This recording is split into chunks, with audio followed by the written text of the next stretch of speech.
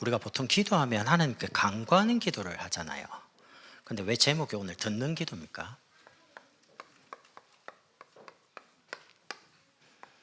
오늘 저녁만큼이라도 내가 정해놓은 제목 가지고 막 뭔가 내놓으라 라는 식으로요, 문제 해결을 꼭 접근하지 마시고 하나님이 여러분에게 뭘 원하시는지를 한번 들어보시는 기도를 하시면 좋겠습니다.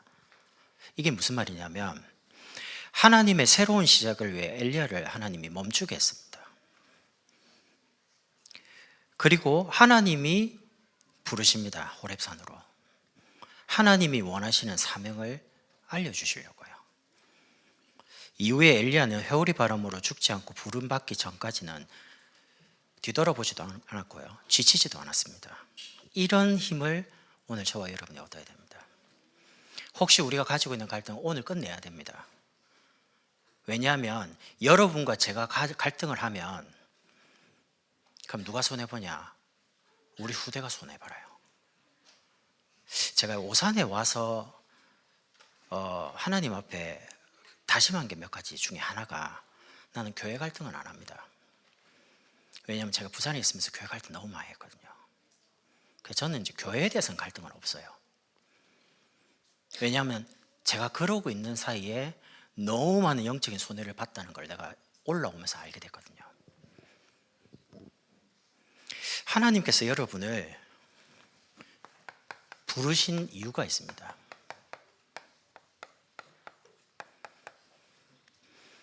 하나님 지금 호렙산으로 엘리야를 부르신 이유가 있습니다. 엘리야 대단한 사람입니다.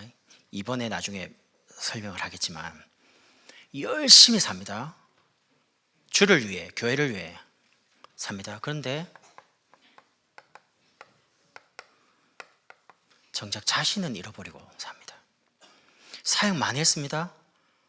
열매도 있습니다. 역사도 일어납니다. 근데 문제는 무너집니다. 왜 그러냐?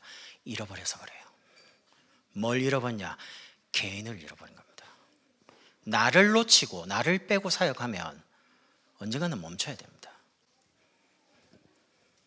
그래서 빨리 근원적인 부분부터 치유를 해야 됩니다. 어떤 근원 말입니까? 우리 인간은 하나님 떠나서 나, 물질, 성공, 영적 병일, 본성으로 가지고 있습니다. 나도 모르게 가지고 있어요.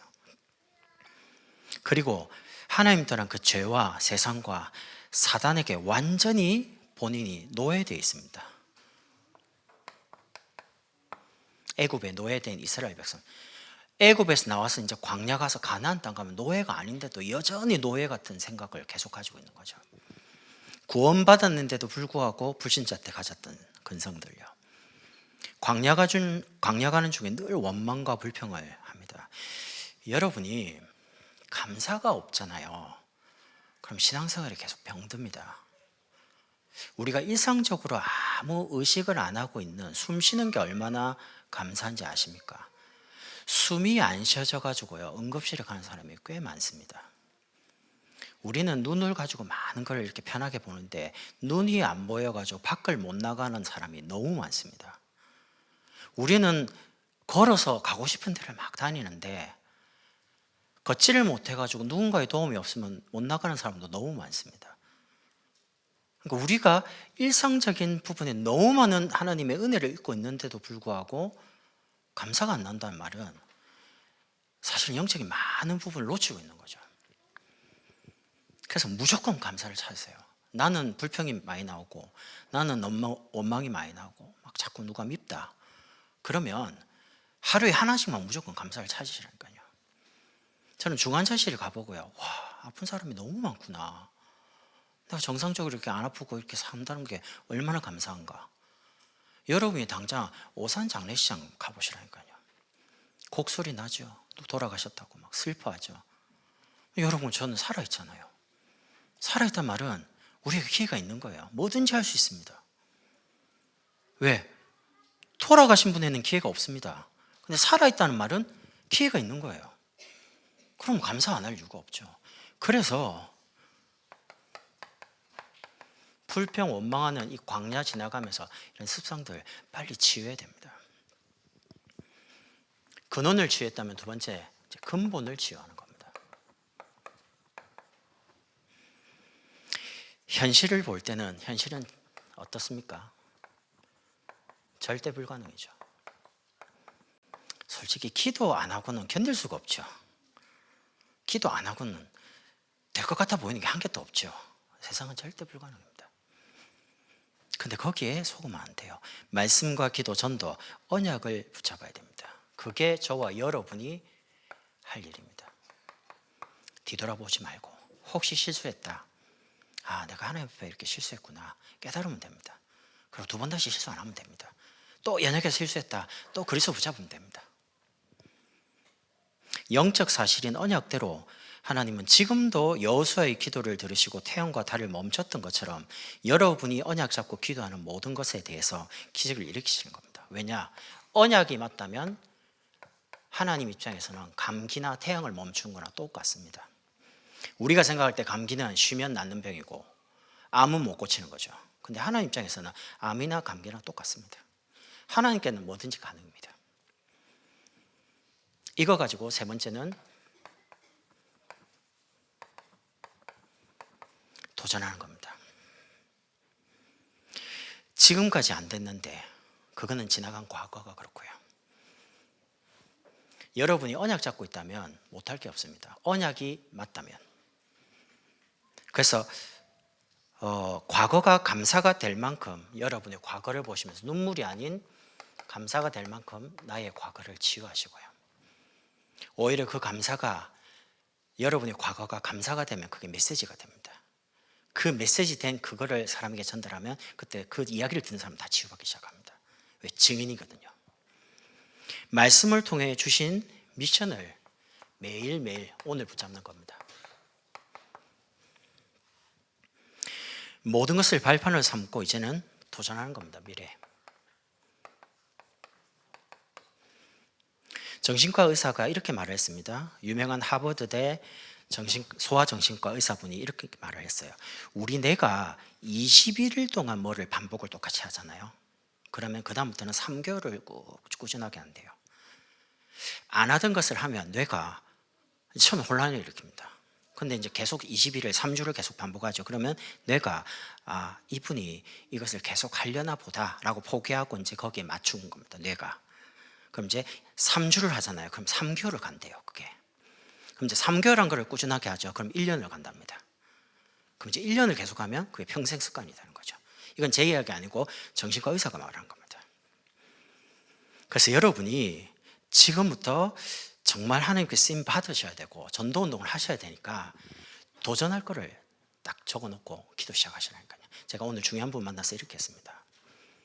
문제 해결하는 것도 참 좋은데 하나님 앞에서 우리의 시간을 두고 깊은 호흡 기도를 하시면 좋겠다.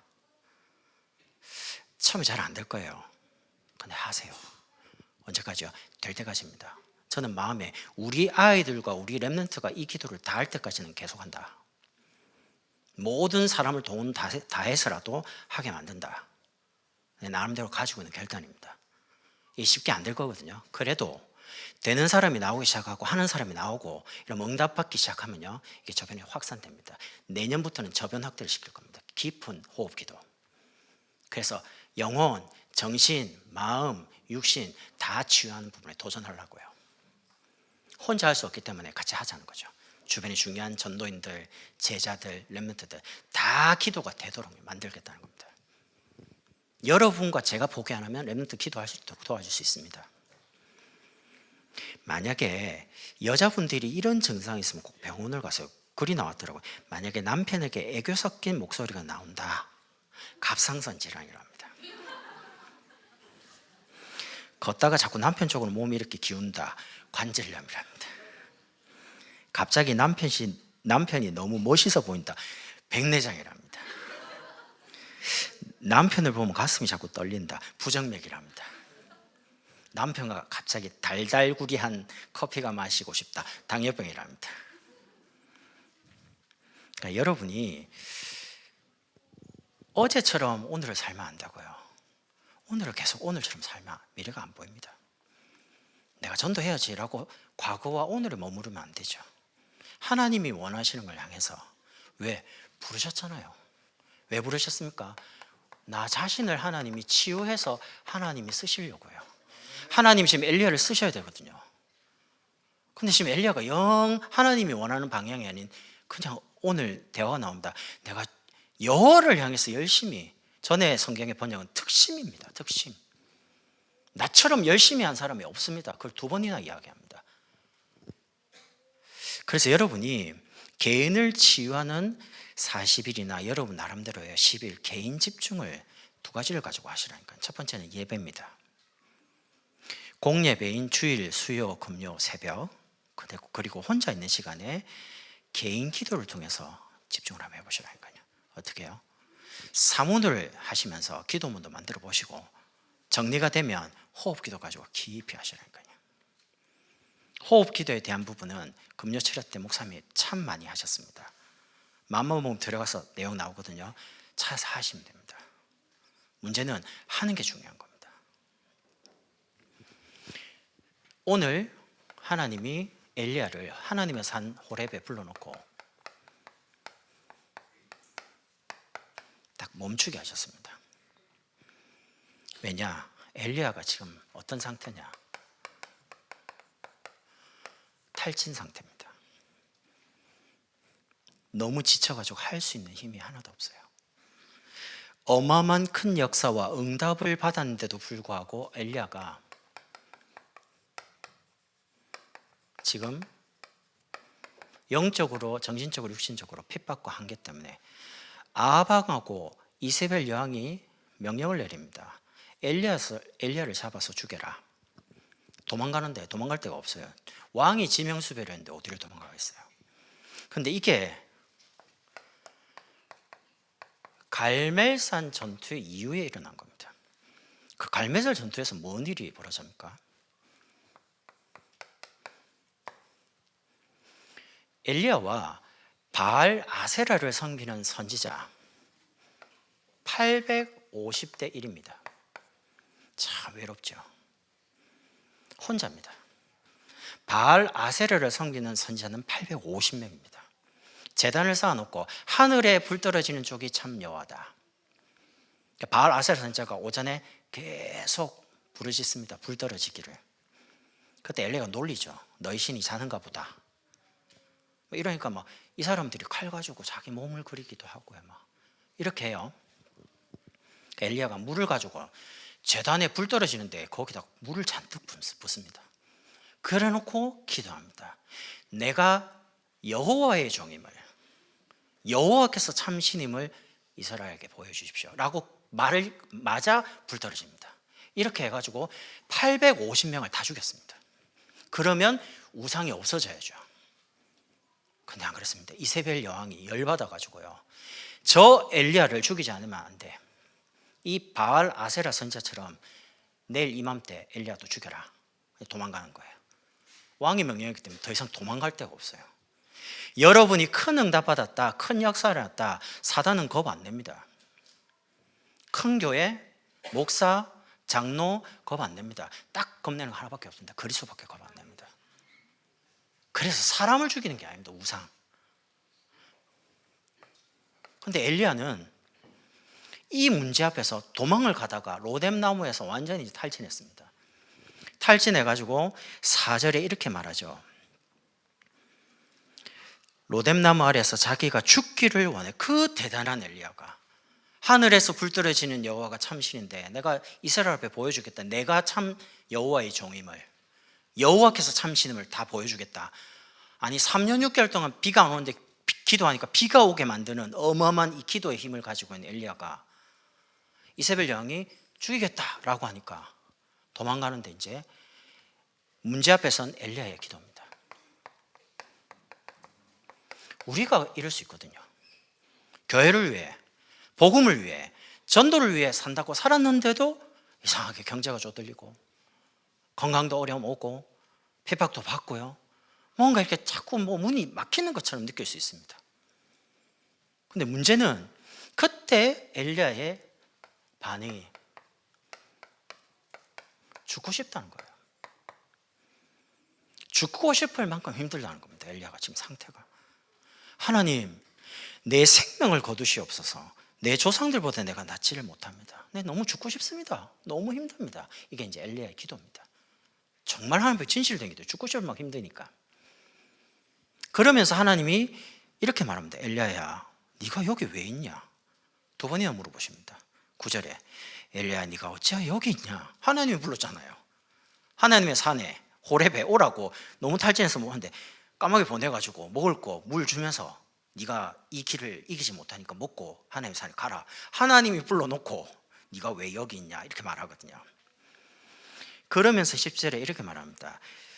만군의 하나님 여호와여, 열심히 유별하니 열심히 내가 특별하오니 이는 이스라엘 자손이 주의 언약을 버리고 주의 제단을 헐고 주의 선자들을 다 죽였고 나만 남았습니다. 이제 내 생명을 찾고 있습니다. 갈 데가 없습니다. 열심히 오늘 너무 유별나다는 거예요. 와, 저 사람 예수 믿는데 진짜 대단하게 믿는데? 라고 이야기 들을 만큼요. 그렇게 살았어요, 엘리야가. 근데 또 물어보죠. 그때 14절에도 또 말합니다. 똑같은 말을 하면서 이렇게 말합니다. 오직 나만 남았습니다. 외롭기도 하고 힘도 들고 나 혼자밖에 없으니까 너무 고단하고요. 여기까지는 이제 엘리야의 기도입니다. 이거는 이제 엘리야가 간구하는 거죠. 보통적으로 문제 해결을 하기 위해서 질병을 고쳐달라, 경제를 달라, 자녀를 낳게 해달라, 돌아오게 해달라, 변화를 시켜달라, 뭐 이런 기도죠. 근데 그게 문제가 아닙니다. 오늘 하나님의 음성입니다. 12절에서 18절에 하나님이 뭐라고 하시냐? 12절에 이렇게 나오죠. 지진도 일어납니다. 11절에. 그리고 바람도 일어납니다. 심지어 불도 일어납니다. 그런데 지진 가운데 바람도 불 가운데서도 하나님의 음성이 안 들립니다. 지진, 바람, 불이라는 거는 우리가 인간적으로 조절할 수 있는 게 아닙니다. 그건 자연적인 지진은 자연재해라고 하잖아요. 하나님이 하시는 거거든요. 그런 가운데서도 하나님 안 보이시는데 문제는 세미한 가운데 대단한 역사 잘 됐다고 교만할 이유도 없고요. 너무 힘들어가지고 낙심할 이유도 없습니다. 세미한 가운데 하나님의 음성이 들리는 겁니다. 그게 뭡니까? 하나님이 준비하신 거예요. 이게 들려야 됩니다. 여러분을 위해서 하나님 준비한 게 있습니다. 여러분 자녀를 위해서 하나님 준비한 게 있습니다. 우리 교회를 위해서 예비한 게 있습니다. 그거를 들어야 됩니다. 그걸 보고 기도라고 합니다. 내가 하고 싶은 문제 해결을 위해서 막 주문을 외운 것처럼 달라고 하는 거는 그건 기도가 아닙니다.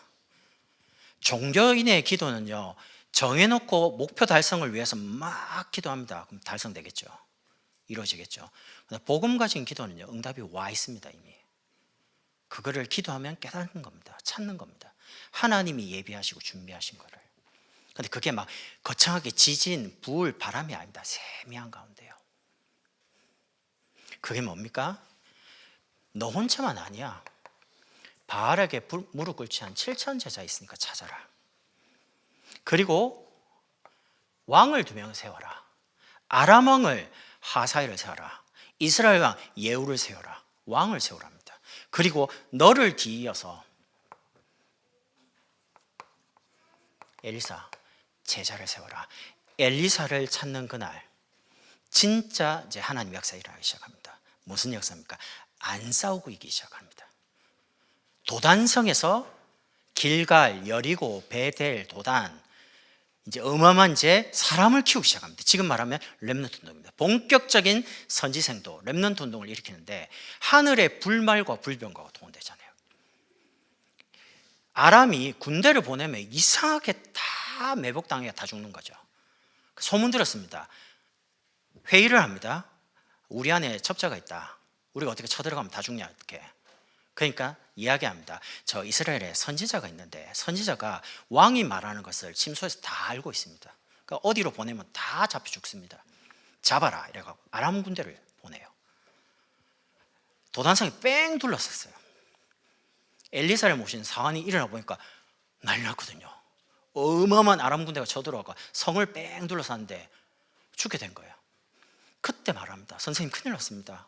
아람 군대가 지금 성을 둘러싸가지고 큰일 났습니다. 그때 엘리사가 뭐라고 하는지 아시죠?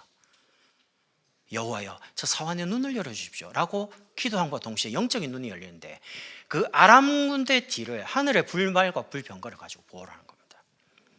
어떤 일이 벌어집니까? 쳐들어왔는데 눈이 싹 어두워집니다. 기도하니까. 그리고 데려갑니다. 완전 광야로 데려가서 눈뜨게 만드는데 난감한 거죠. 이스라엘 왕이 죽일까요? 하니까 엘리사가 음식을 먹여서 보내라는 겁니다. 안 죽이죠. 그러고 돌아갑니다. 두 번 다시 못 쳐들어옵니다. 우상을 깨뜨리고 없애는 게 아닙니다. 사람을 키워서 두 번 다시 우상이 서지 못하도록 사람을 키운 겁니다. 이게 하나님이 멈추게 하신 이유입니다. 교회가 제자운동이 일어나 버리면, 렘넌트 운동이 일어나면, 올바른 전도와 선교를 위한 목회자들이, 신학생들이 일어나면 지역의 재앙이 무너지는 겁니다. 그래서 우리 교회 하나밖에 없잖아요. 렘넌트 운동.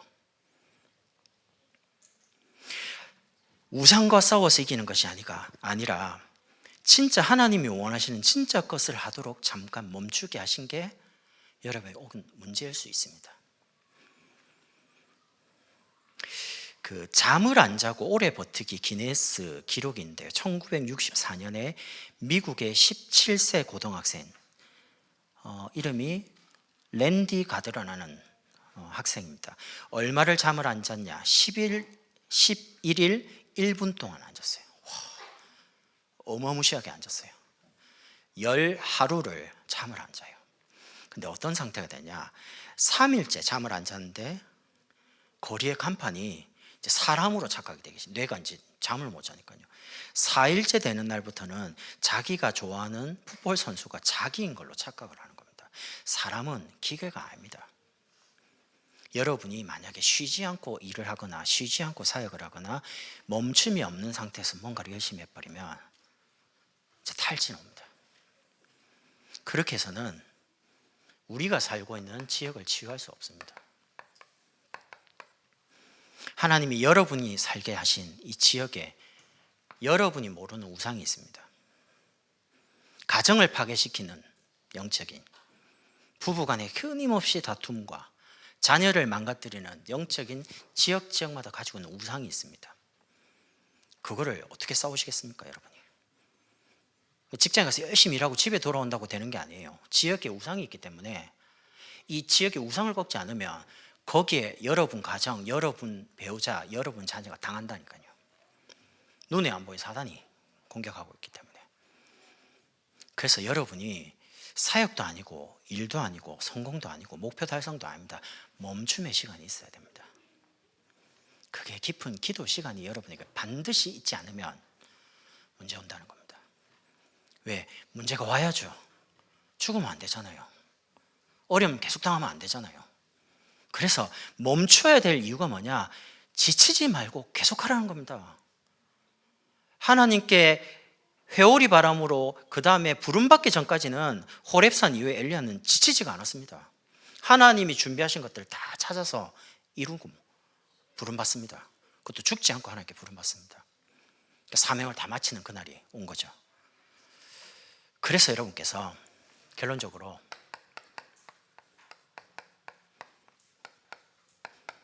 내일을 살아갈 이유를 찾으시면 됩니다. 이제는 내가 원하는 인생이 아닌 하나님이 나를 새롭게 하시는 새로워진 인생으로 살기를. 그게 뭡니까? 이 시대를 향한 하나님의 계획입니다. 그게 시대 치유입니다. 하나님이 저와 여러분이 주시는 새로운 답입니다. 이전까지도 예배를 통해서 많은 답을 얻었습니다. 그러나 이 시대를 향한 하나님이 우리에게 주시는 새로운 답은 여러분이 집중할 때 얻어집니다. 이번에 11월 달에 집중할 때 제가 목사님께 부탁을 드렸습니다. 목사님, 우리 유소년 아이들과 중고 아이들이 훈련을 받아야 되는데 훈련을 받을 기회가 없습니다. 우리 아이들이 기도를 배울 수 있도록 훈련을 넣어 주십시오. 그럼 이제 강사분들이 아이를 데리고 기도를 가르치면요, 이게 뭔가 갭이 커요. 그래서 유소년만 따로 하는 기도반을 만들려고 합니다.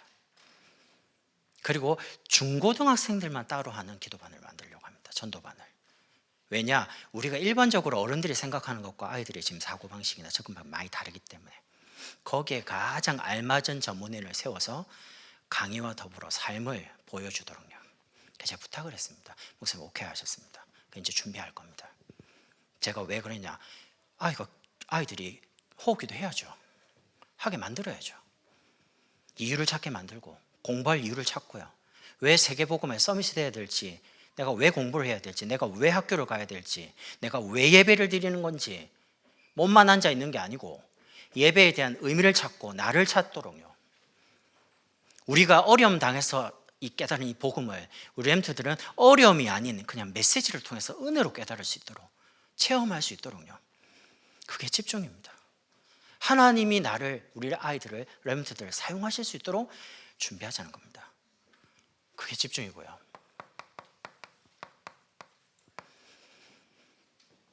우리 11월 중순까지 신방이 계속됩니다. 개인에게 정확한 미션들이 전달이 됩니다. 여러분이 이 미션을 가지고 호흡기도를 깊이 해보시라니까요. 그 다음에 또 신방 받기 전까지 어떻게 하나님 역사하시는지를 계속 응답을 이어서 계속 열매로 확인하시라니까요. 그리고 이번에 11월 17일이 추수감사주일입니다. 그때 우리가 이 캠프 합니다.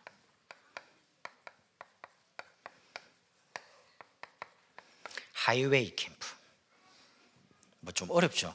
제가 무슨 뜻인가 보니까 하나님이 이처럼 사랑하사, 그게 하이 뜻입니다. 웨이는 그냥 길입니다. 그래서 하나님이 이처럼 사랑하사 우리에게 주신 이 길을 사랑하는 우리 불신 가족들에게, 지인들에게 소개하는 캠프, 그걸 하이웨이 캠프라고 합니다. 11월 17일 날 합니다. 그 전에 11월 4일부터 9시 기도회를 합니다. 저녁에 월요일, 화요일, 목요일 9시에. 그럼 이제 목사님도 돌아오면서 메시지 할 겁니다. 그럼 이제 생방도 열고 이래서 지역에 못 오시면 같이 참여, 기도 캠프를 먼저 하는 거죠. 그리고 대상자 정하고 부신 가족도 초청하고, 그리고 15일 금요일 날 우리가 축제를 할 겁니다. 그리고 17일 날 예배 불러서 등록도 하기도 하고 복음도 전하기도 하고, 이렇게 추수감사 캠프를 진행하는 거죠. 두 번째는 지치는 내가 힘을 내는 게 아니고 하나님이 내게 끊임없이 주시는 새로운 힘을 얻는 겁니다. 그러면 하나가 되어집니다. 우리 성도들이 언약만 딱 붙잡으면 다 하나가 됩니다. 언약에 대해서 여리고 돌 때 뭐라고 합니까? 아무 말도 하지 마.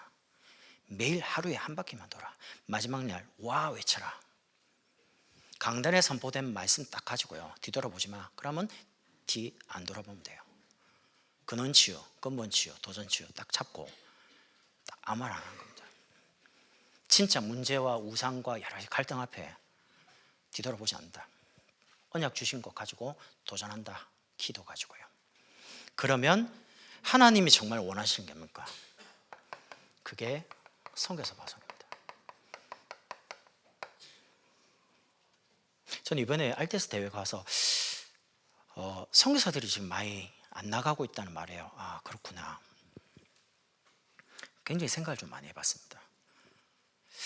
토마스 선교사가 우리나라에 왔을 때 흥선대원군 시절이거든요. 대포 쏘면서 세국 정책을 쓰니까 못 들어요. 그 배가 파손돼가지고 겨우겨우 물에서 나와가지고 쪽복음인 요한복음 던져놓고 잡혀서 그 자리에서 목이 날아갑니다. 뭐 말도 못했습니다. 그냥 성경 하나.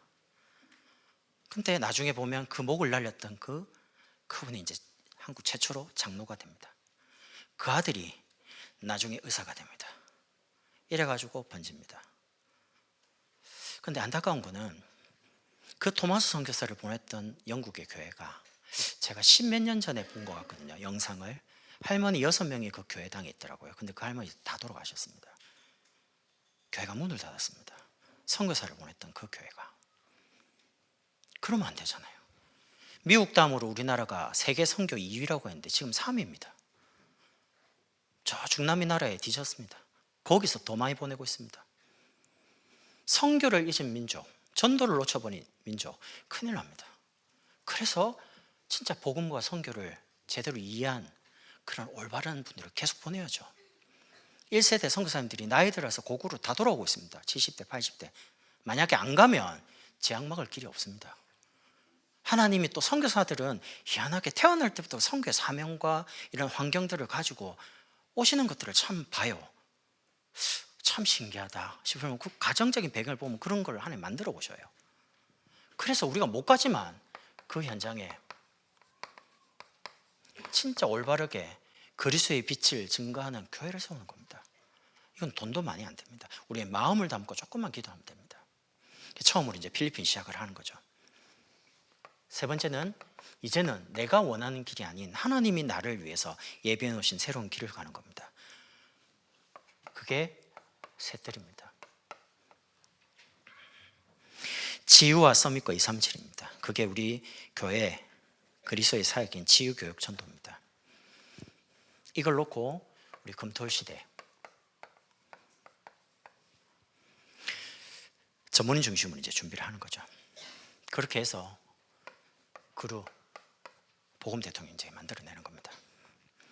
교회가 회복해야 될 세 가지, 셋들, 금토일, 복음 대통령.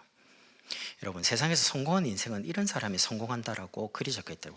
예를 들면 10대 성공한 아버지가 있으면 성공했답니다. 20대 학벌이 좋으면 성공했답니다. 30대 좋은 직장을 다니고 있으면 성공했답니다. 40대 대화를 나눌 진짜 친구가 있다면 성공했답니다.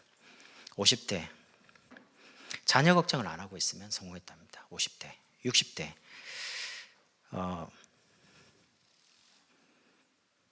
돈 벌고 있으면 성공했답니다. 70대 건강하면 성공했다고. 80대 아내가 있으면 성공했답니다.